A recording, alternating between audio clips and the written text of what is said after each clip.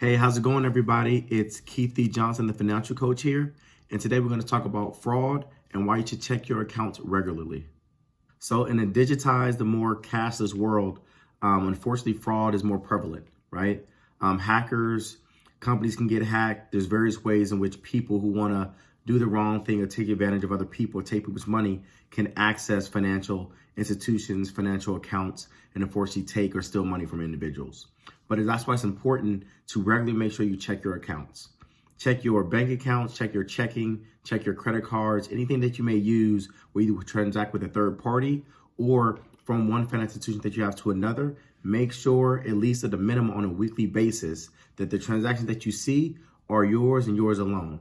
If you see anything weird, odd, if there's something in there that you're not sure about, make sure you take a step, think about it. Was it you? Was it somebody else? Do you need to make a quick call? But if you realize and you see that there's some transaction, one or more, that's fraud likely in your account, then make sure you call that bank, freeze that card until that issue is resolved.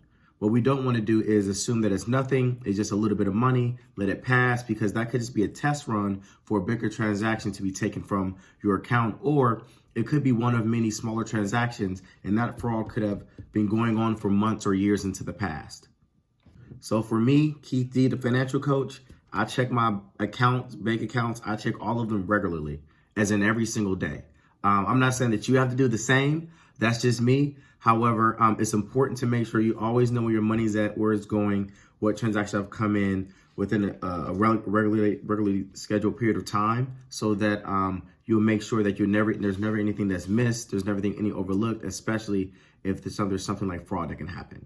So for you, recommend at least once a week, go through all your transactions and say, hey, is this my transaction? Yes or no? If so, great. But if there's some issue, make sure you can get that resolved as quickly and efficient as possible, so it doesn't flow into any other your financial accounts and cause bigger issues.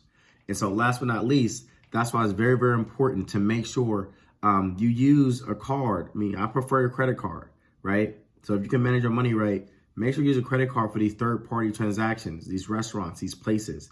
Because remember, a credit card and a debit card, they're not the same product. The debit card is a card that links transaction to your personal money. A credit card links to the bank's money, right? There's different rules. There's fraud protections. There's insurances when you use a credit card versus a debit card. So if there's any issues, now you have a little bit more protection versus use your own debit card. Now you're missing some money, which may take a longer time to get back. So that's it for episode 29 of Financial Coach.